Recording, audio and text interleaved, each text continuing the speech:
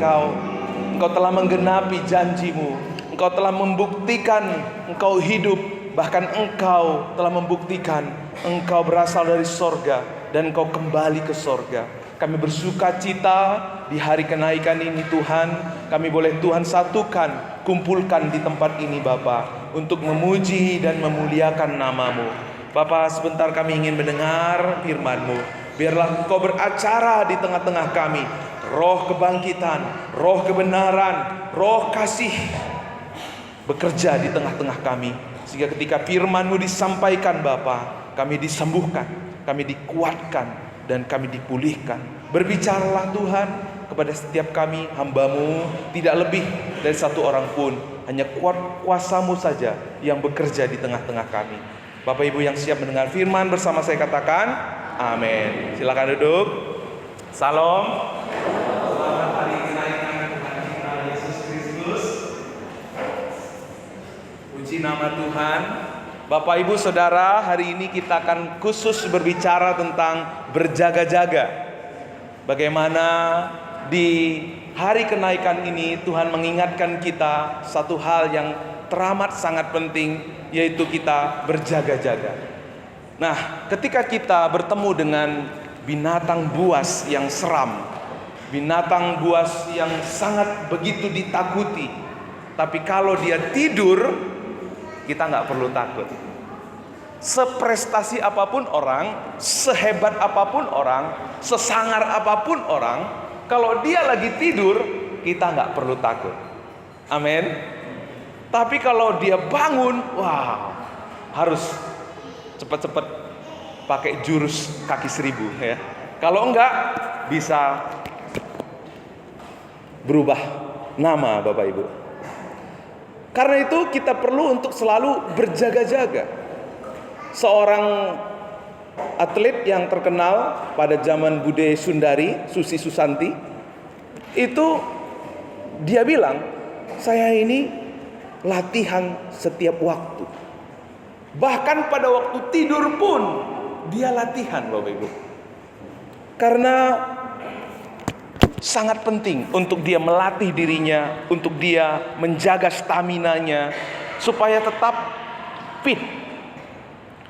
Beberapa waktu yang lalu, karena di acara lomba cerdas cermat, karena juri mungkin lagi nggak sadar gitu ya, nggak berjaga-jaga, benar dibilang salah, minus katanya ya, -5.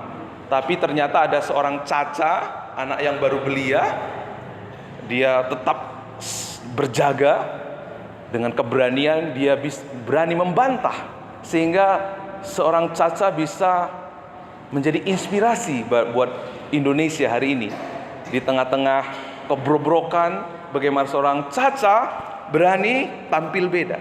Seorang John Pfeiffer berkata, Bapak Ibu, teolog baptis, berjaga-jaga artinya mengarahkan mata kita kepada Kristus dan hidup setiap hari seperti Ia akan datang malam hari ini.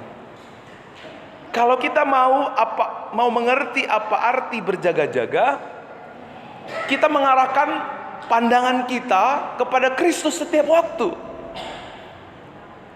Seperti Ia akan datang malam nanti, malam ini.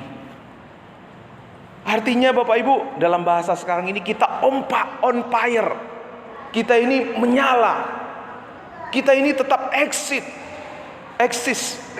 Kita ini tetap bergerak, berjaga-jaga, siap sedia. Kalau kita kaitkan dengan khotbah-khotbah kita yang sebelumnya, berjaga-jaga itu artinya Bapak Ibu kita bisa artikan juga, kita sedang menghidupi identitas kita. Apa identitas kita minggu yang lalu? Siapa ingat? Bapak Ibu ada yang ingat? Identitas kita adalah gerejanya Tuhan. Kita adalah tubuh Kristus.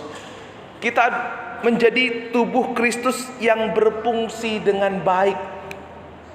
Apa kemarin yang disebut dengan gereja? Kumpulan orang percaya yang apa? Yang hidup menyenangkan hati Tuhan, yang menjadi kesaksian, yang mengalami perubahan dalam dirinya, yang mengalami hadirat Tuhan. Itulah gereja.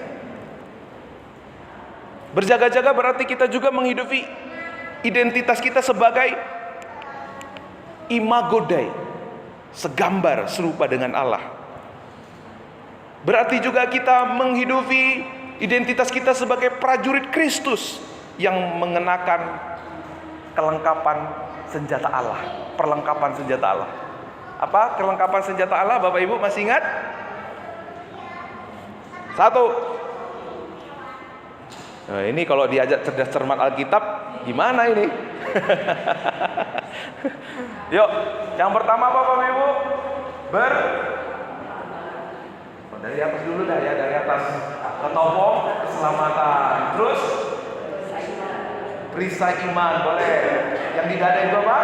Baju jihadkan keadilan. Terus ikat ish. Yang terakhir apa? Kasut. Lalu yang terakhir lagi, mengenakan pedang roh. Iya, pedang roh ya. Artinya kita mengenakan kelengkapan rohani kita. Kita siap sedia. Ya. Bagaimana kalau kita nggak siap sedia? Karena Tuhan kita itu datang seperti pencuri. Tadi dikatakan, kamu tidak tahu pada hari mana Tuhanmu datang. Pada malam hari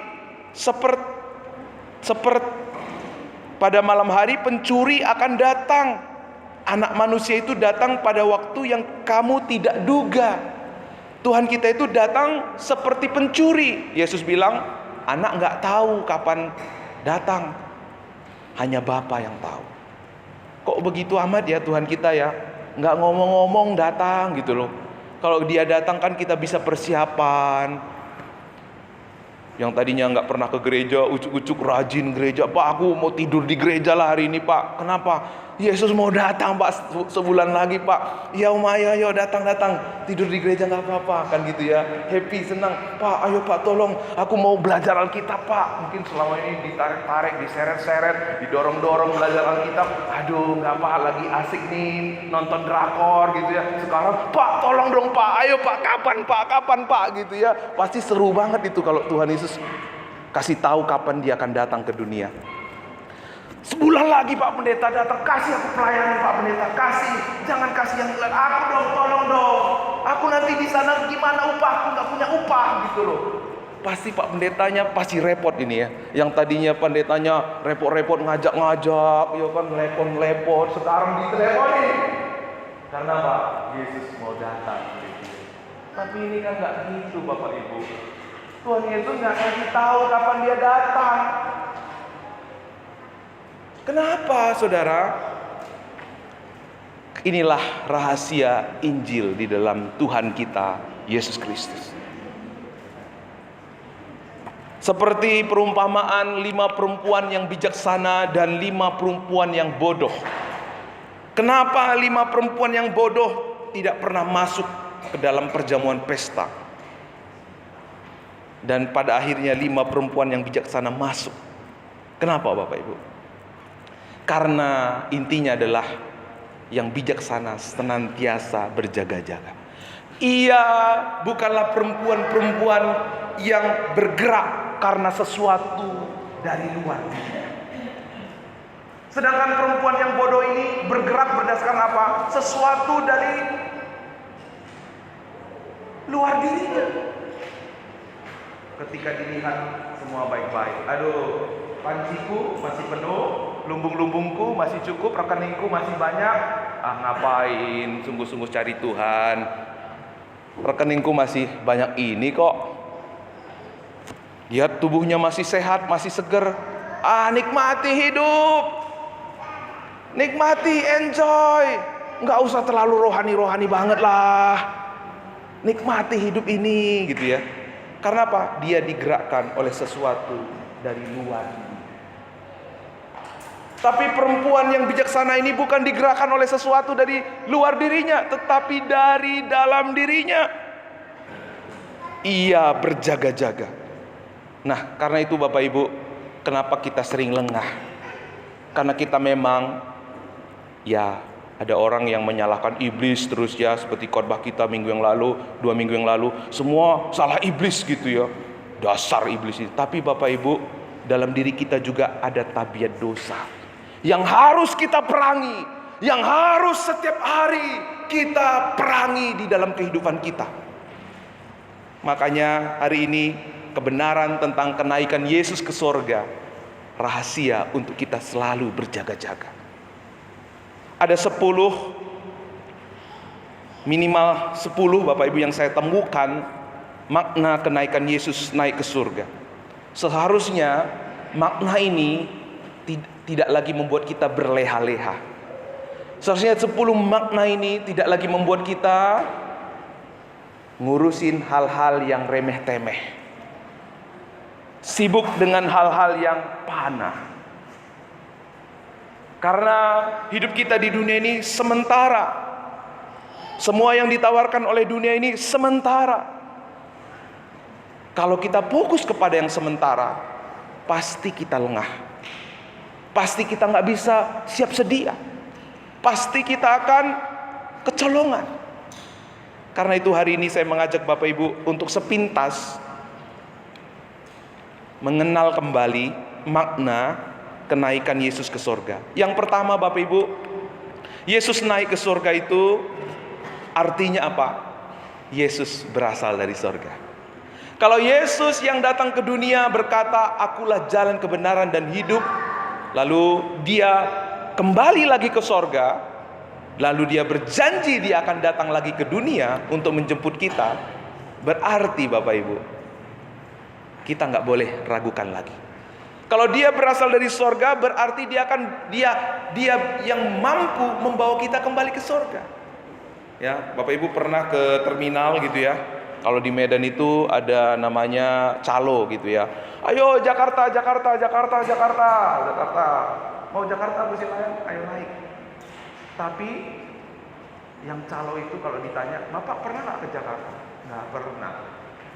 Dia hanya mengajak orang untuk datang berangkat ke Jakarta, tapi dia sendiri tidak pernah ke Jakarta.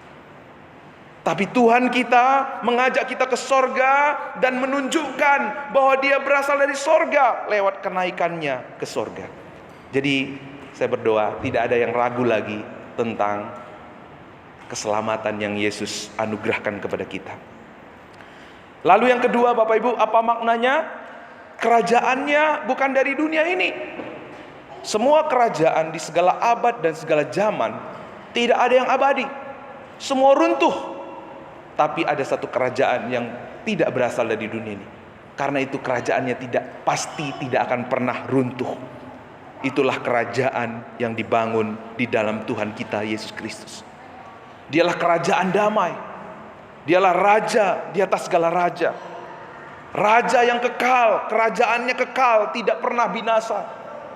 Seharusnya sukacita ini akan menjadi sukacita yang membangkitkan setiap kita. Kita ada dalam kerajaan yang kekal. Lalu yang ketiga Bapak Ibu, Yesus datang dengan cara yang sama. Jadi Yesus berjanji dia akan datang kembali. Yesus terangkat ke sorga, dari antara kamu akan datang kembali dengan cara yang sama seperti kamu melihatnya pergi ke sorga. Yesus akan datang kembali ke dunia dengan cara yang sama. Ketika dia naik ke sorga, terangkat di hadapan murid-muridnya, dia juga akan turun dari sorga seperti dia terangkat dari dunia ke sorga. Jadi kalau dia yang berjanji, dia yang sudah menggenapi setiap janjinya, lalu ada satu janji lagi yang belum, ia akan datang kembali ke dunia. Seharusnya kita tidak ragu lagi. Kalau 10 janjinya, 1 belum digenapi, seharusnya kita nggak ragu lagi dengan janji itu. Lalu yang keempat, Yesus berdaulat. Ia naik ke sorga, dikatakan di Markus, duduk di sebelah kanan Allah Bapa. Artinya apa? Dia berkuasa, dia berjaya, dia bertahta, dia memerintah bersama-sama dengan Bapa di sorga. Jadi kalau Tuhan kita yang memerintah alam semesta, apa yang kita takutkan? Memang pemerintah-pemerintah, penguasa-penguasa di dunia berusaha untuk memisahkan kita dari kasih Kristus. Tapi kita punya Bapak Ibu? Pribadi yang duduk di sebelah kanan Allah Bapa, yang berkorban, yang mengasihi kita. Dia memerintah. Bahkan Bapak Ibu, di Roma 8 ayat 34 berkata, Dia adalah pembela kita. Dialah advokat kita. Bukankah ini yang manusia cari? Mencari pembelaan, mencari advokat. Tapi banyak kasus ternyata pembelanya menjadi pengkhianat, justru dikecewakan. Tapi ada satu pembela yang tidak pernah mengecewakan kita. Dialah Yesus Tuhan kita yang duduk di sebelah kanan Allah Bapa. Waktu terjadi bencana alam karena dosa manusia, ya, kita pasti terintimidasi. Betul? Aduh,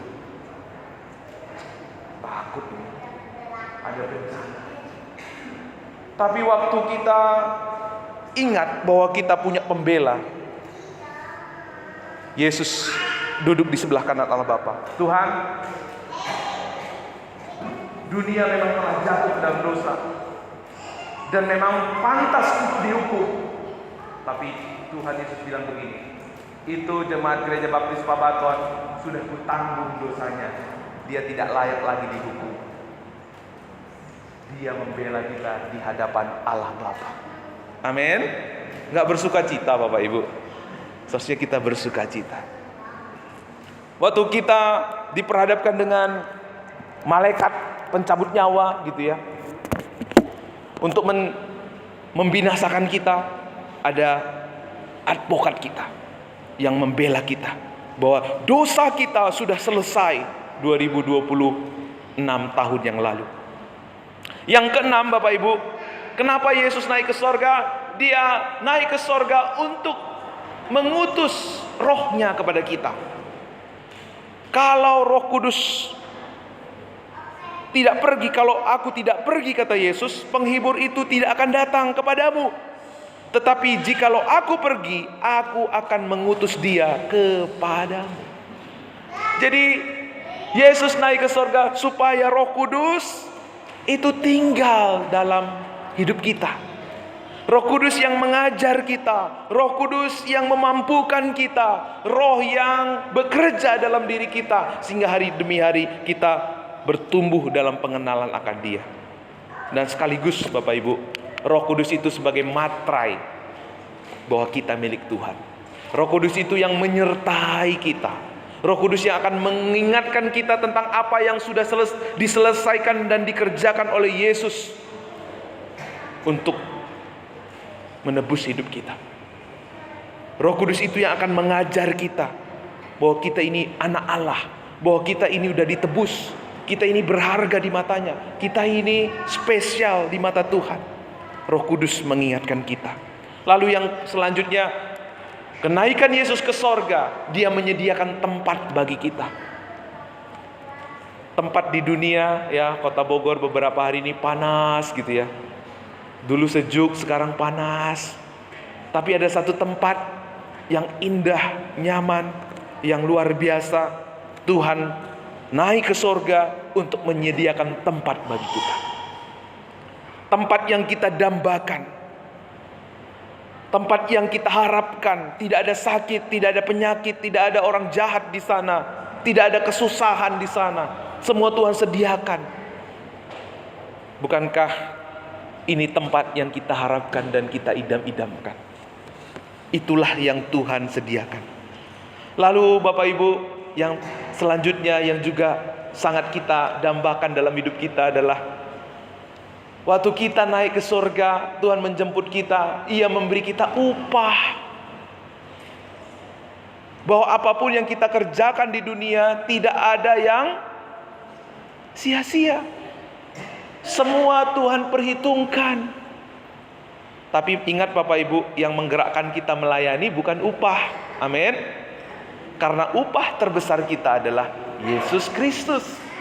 Tidak ada upah yang lebih besar daripada Tuhan kita Yesus Kristus. Kalau ada yang lebih dari Yesus Kristus, berarti dia bukan Tuhan. Yesus adalah upah terbaik kita. Lalu yang terakhir, Tuhan memberi kita kepastian. Dia adalah pencipta yang maha kuasa, yang mampu dan pasti menggenapi janji-janjinya.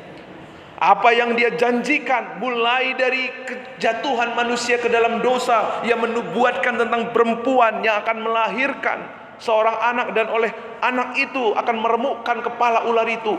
Mulai dari Kejadian, mulai dari kitab-kitab para nabi, semua yang dijanjikan, semua yang dinubuatkan digenapi, Bapak Ibu. Dan ada satu lagi janji Tuhan yang besar yang Tuhan akan genapi dalam hidup kita, yaitu kedatangannya kembali untuk menjemput kita. Jadi kalau saya simpulkan dalam satu kalimat begini, Bapak Ibu, kamu pasti akan dijemput oleh pribadi yang berdaulat, yang menjadi pembelamu, yang menyertaimu, yang mengutus rohnya, yang memampukanmu. Dia akan datang seperti ia terangkat. Ia akan datang untuk membawamu tinggal bersama dengan dia, menerima upah, menerima mahkota dalam kerajaan yang kekal. Kalau kita ini pasti akan dijemput, kalau kita ini pasti akan dibawa Tuhan ke tempat yang terbaik, tempat yang terindah itu, apa yang akan kita lakukan? Apa yang akan Tuhan, apa yang akan saudara dan saya kerjakan? Apakah kita akan berleha-leha? Apakah kita akan mengurusi hal-hal yang remeh-temeh, hal-hal yang panah, Bapak Ibu? Apakah kita akan memfokuskan hidup kita untuk semua yang panah? Ngurusin masalah-masalah yang tidak selesai dari dunia ini. Tuhan telah mengerjakan kepada kita keselamatan. Dia membuat kita berharga. Dunia menerima kita dengan penuh syarat, tetapi Tuhan menerima kita tanpa syarat. Ia menanggung sakit kita, Ia menanggung segala kutuk kita, sehingga kita tidak lagi hidup di bawah kutuk, melainkan kita hidup dalam anugerahnya. Seharusnya kita hidup dalam ungkapan syukur. Kita hidup tidak lagi di bawah ketakutan. Kita tidak lagi hidup di bawah bayang-bayang masa lalu kita, tetapi kita hidup dalam damai sejahtera. Kita hidup dalam sukacita. Inilah kehidupan yang Injil kerjakan dalam hidup kita. Orang-orang yang hidup memaknai kenaikan Yesus, orang-orang yang hidup berdasarkan anugerahnya yang telah menjamin kita, maka ketekunan kita, kesetiaan kita tidak lagi bersumber dari dalam, dari luar diri kita, tetapi bersumber dari dalam diri kita. Ada kebenaran, ada kuasa yang terus bekerja dalam diri kita untuk terus berjaga-jaga. Tidak seperti perempuan yang bodoh tadi. Waduh, masih banyak nih minyakku ini. Sebentar lagi juga datang pengantinnya. Sesuatu yang dari luar yang membuat dia bergerak.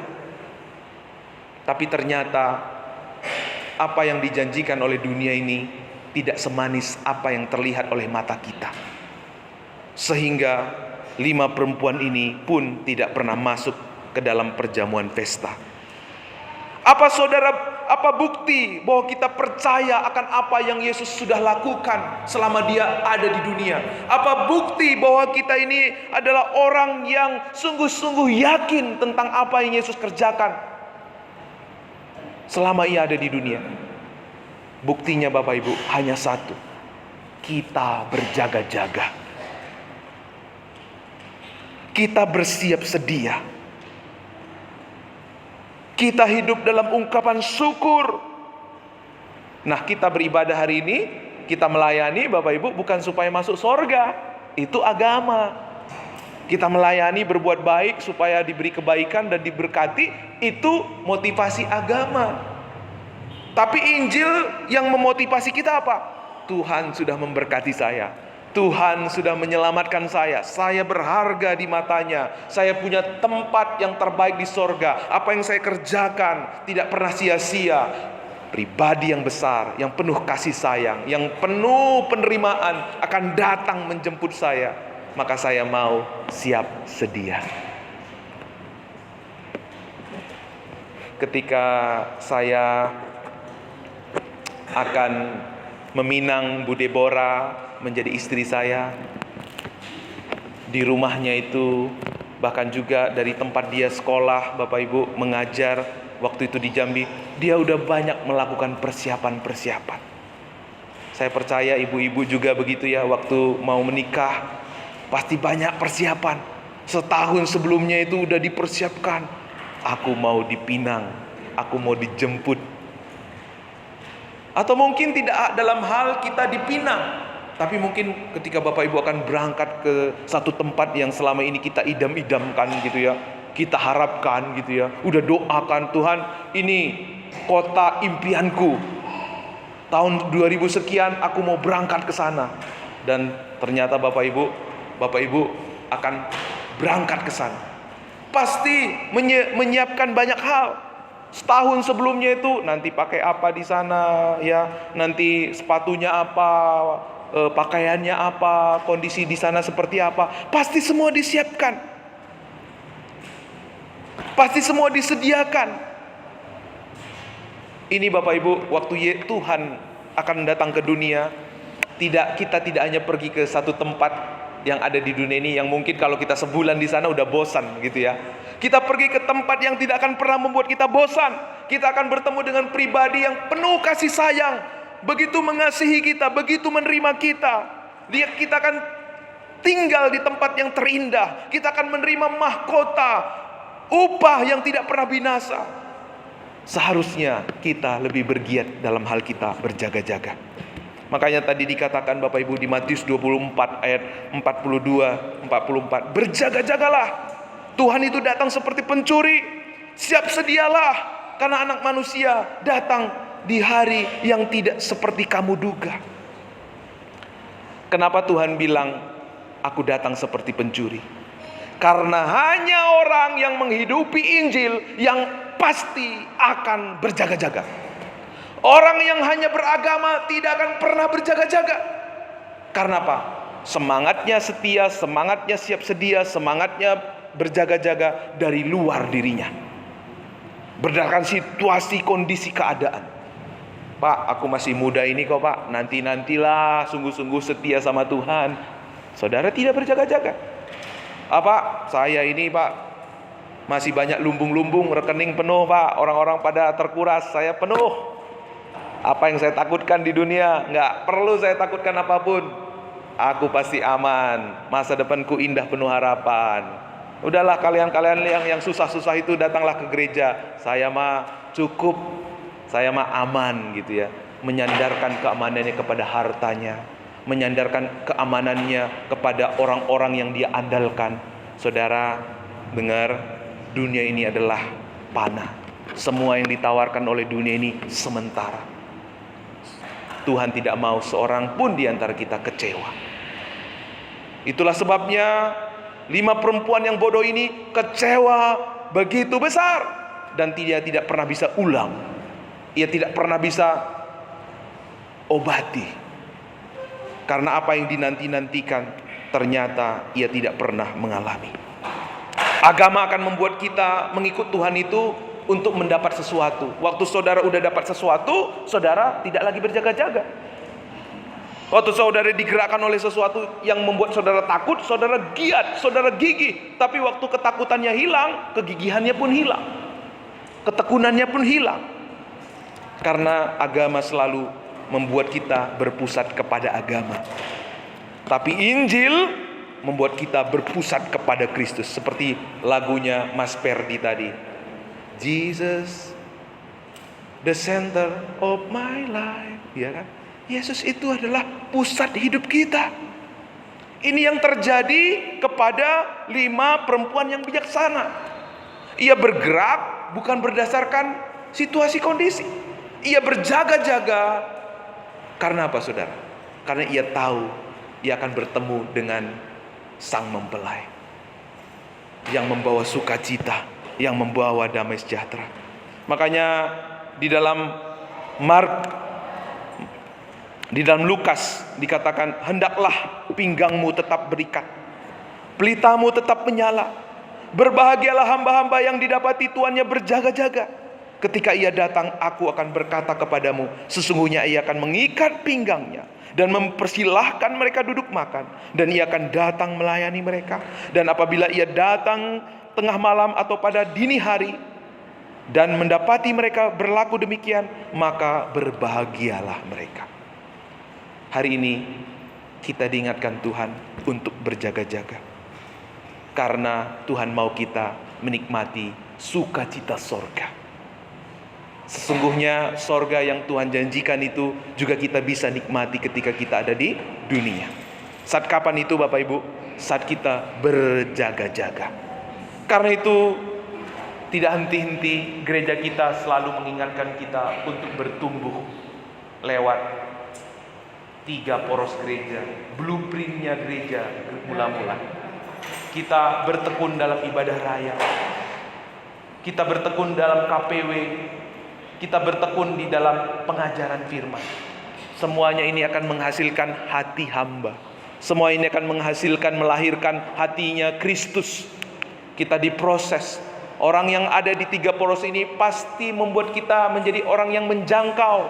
Kita akan melatih, kita akan mengutus.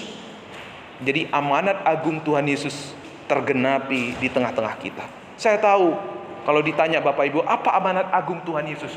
Pergilah, jadikanlah semua bangsa muridku. Kita di luar kepala. Tapi bagaimana pengaplikasiannya? Sering sekali Bapak Ibu, itu hanya sekedar teori. Tapi puji Tuhan, gereja ini menyiapkan satu tempat, satu sistem yang membawa kita akan melahirkan orang-orang yang menggenapi amanat agung lewat 3 poros gereja. Inilah blueprintnya gereja. Kalau kita mau menjadi pribadi yang berjaga-jaga, berilah dirimu untuk diproses dalam 3 poros ini. KPW sudah berjalan Bapak Ibu, begitu hangat, begitu luar biasa. Waktu kita KPW itu ketawa-ketawa semua lepas, penyakit juga lepas. Amin. Nggak ada amin ini. Kesusahan juga lepas. Amin ya. Inilah gereja yang Tuhan rindukan. Waktu kita melayani di ibadah raya, kita terlibat di dalam 3 poros gereja, akan membentuk pribadi yang siap sedia, akan membentuk pribadi yang selalu berjaga-jaga. Karena apa Bapak Ibu? Kita selalu diingatkan tentang kasih karunia Yesus Kristus. Kita selalu diingatkan bagaimana Tuhan mengasihi kita. Waktu kemarin ya kita belajar ya, waktu kita ada di dalam satu komunitas, dalam poros ini pasti kelemahan kita, kekurangan kita terekspos. Tapi jangan khawatir Bapak Ibu. Keterbukaan itu adalah awal dari pemulihan. Kalau kita nggak terbuka, kita nggak mungkin dipulihkan. Dan tenang, komunitas gereja kita udah komunitas yang melimpah dalam kasih karunia. Kalau saudara terlihat kelemahannya, kekurangannya, tidak akan ada kata-kata penghakiman. Amin. Justru keterbukaan itu akan menolong kita untuk saling mengerti. Wah, ini kelemahan saudaraku. Berarti ini adalah tempat untuk aku menunjukkan kasih kepada saudaraku. Haleluya. Amin. Sehingga Bapak Ibu hari demi hari membentuk kita menjadi seperti Kristus. Kita menjadi orang-orang yang berjaga-jaga. Kita beribadah seperti ini Bapak Ibu bukan supaya kita diselamatkan, tapi melatih diri kita menghidupi identitas kita. Melayani kita melatih untuk menghidupi identitas kita sebagai anak Allah, sebagai mempelai Kristus, sebagai gereja Tuhan. Kita melatih diri kita seperti Susi Susanti tadi. Kenapa dia juara dunia? Nggak heran dia juara dunia. Tidur pun dia latihan katanya. Nah, kita mau juara dalam hidup kita, tapi kalau nggak mau latihan, bagaimana kita bisa menjadi juara? Lewat gereja ini kita difasilitasi untuk menjadi pemenang-pemenang dalam Kristus, penggenap-penggenap janji Tuhan, mewujud nyatakan kehidupan yang berjaga-jaga. Lewat 3 poros, saudara dan saya diperlengkapi dan dipersiapkan Tuhan. Amin. Mari kita tunduk kepala. Mari biarkan Roh Kudus bekerja di tengah-tengah kita. Mari biarkan Roh Kudus berbicara kepada kita. Apakah yang menggerakkan ibadah kita, pelayanan kita, ketaatan kita, perbuatan baik kita selama ini? Apakah yang menggerakkan kita dalam datang ke gereja, bahkan ketika saudara berdoa, bahkan ketika saudara bersekutu? Apa yang menggerakkan saudara? Apakah sesuatu dari luar yang menggerakkan kita? Ketakutan, iming-iming yang menggerakkan kita, sehingga ketika apa yang kita takutkan itu tidak terjadi, membuat kita lengah. Atau apa yang kita diiming-imingkan itu kita peroleh, kita merasa puas diri, lalu kita menjadi lengah. Dan iblis mengambil kita pada waktu itu. Sudahkah ketaatan kita, kesetiaan kita hari ini digerakkan oleh sesuatu dari dalam diri? Digerakkan oleh kekuatan Injil. Oh, Yesus itu Raja. Dia berasal dari surga. Dia berdaulat, dia advokat, dia penyelamat, dia penerima kita. Dia menyediakan tempat buat kita. Kalau itu yang menggerakkan kita, pasti kita akan memperlihatkan kesiapsediaan, sikap berjaga-jaga dalam diri kita. Tidak lagi seperti 5 wanita yang bodoh. Mereka tidak pernah masuk dalam perjamuan pesta anak domba, sang mempelai. Mereka tidak pernah lagi diterima, karena yang menggerakkan mereka bukanlah sesuatu yang kekal, tapi sesuatu yang fana. Apapun yang saudara hadapi saat ini, apapun yang saudara gumuli saat ini, atau apapun yang saudara terima saat ini, mari kita belajar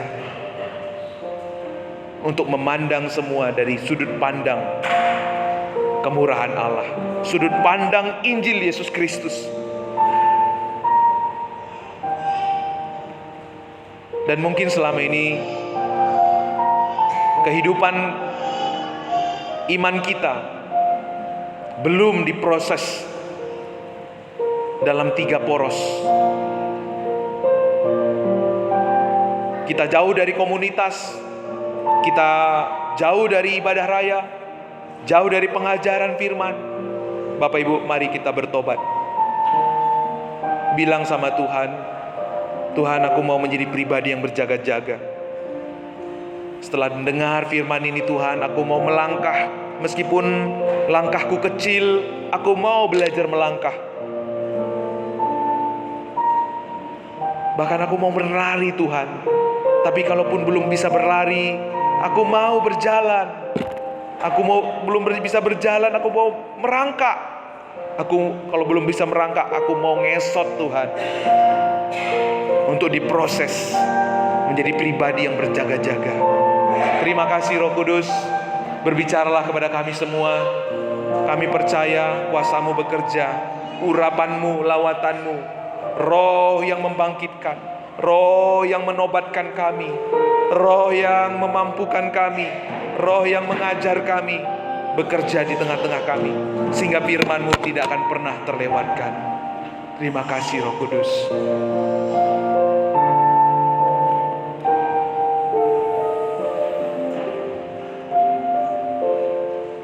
Oh Roh Kudus, tolong kami sinari setiap hari, terangi dengan kebenaran Injil yang menyelamatkan.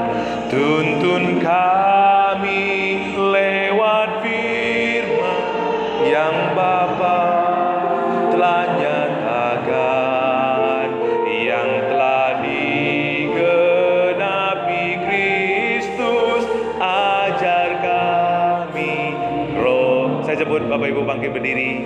Katakan. Kita masuk ke ayat 2. Terima kasih Roh Kudus yang bekerja di dalam kami.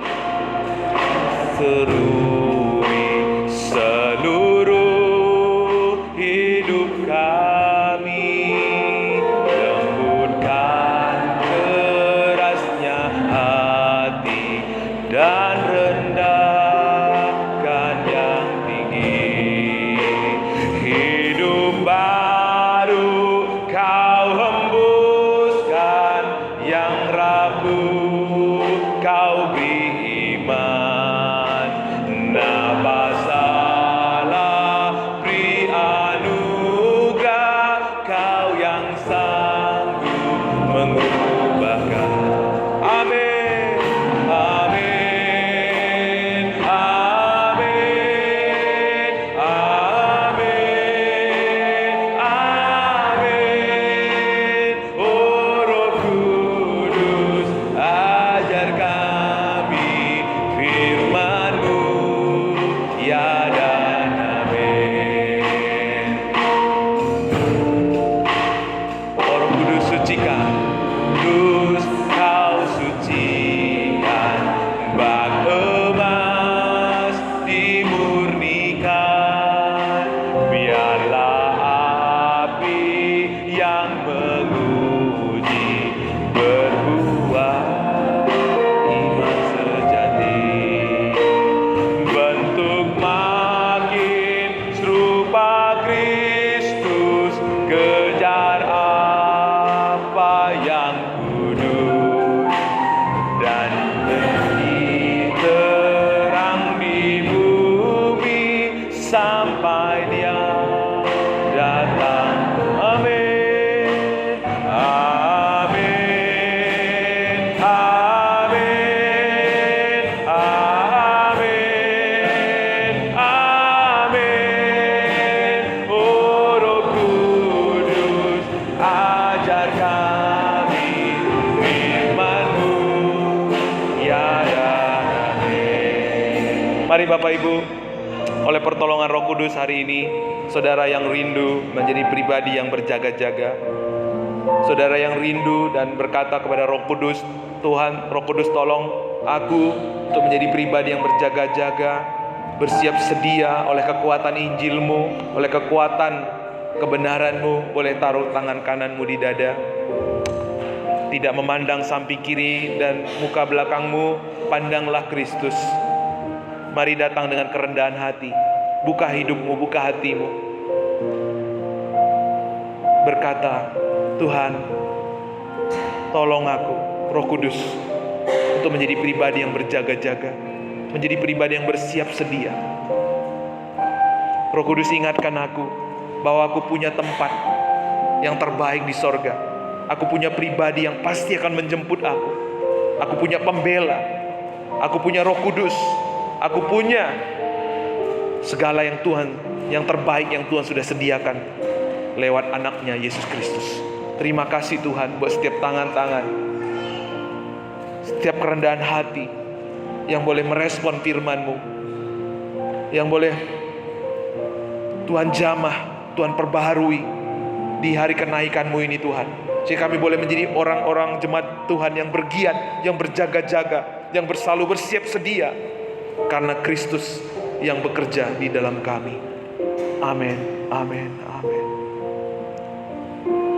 Amin, amin, amin, amin. Oh Roh Kudus, tolong kami firman-Mu. Serukan dengan iman. Oh, amin, amin, amin, amin. Oh Roh Kudus, tolong kami firman-Mu, ya dan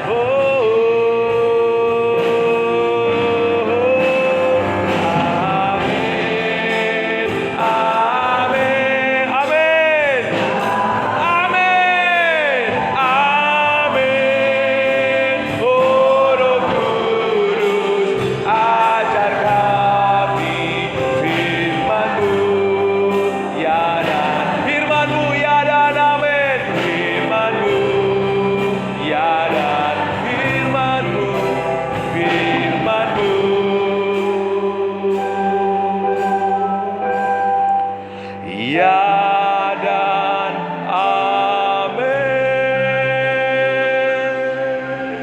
Bapa bersyukur dan bersukacita. Hari ini kami proklamasikan Jemaat Gereja Baptis Pabaton adalah jemaat yang berjaga-jaga, jemaat yang bersiap sedia. Ketika Yesus datang kedua kali, kami diangkat di atas awan-awan. Kami boleh masuk ke tempat terbaik. Biar kami menjadi orang-orang terus menyiapkan diri kami, Tuhan. Biar kami terus menjadi orang-orang yang digerakkan oleh Injil Yesus Kristus dari dalam hati kami.